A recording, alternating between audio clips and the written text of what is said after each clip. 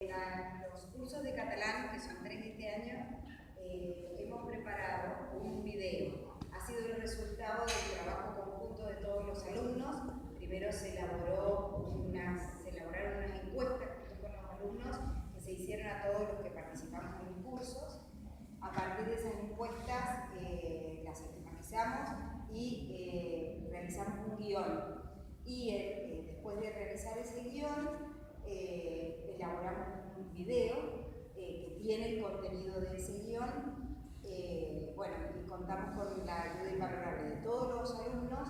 Hay uno de los alumnos que es más joven, que es Agustín, y él pudo ponerlo en marcha el video porque toda la parte tecnológica, los más grandes, no lo tenemos tan en la mano. Así es que bueno, agradecemos a todos los alumnos y les agradezco que participen y que puedan observarlo con ojos atentos. Gracias.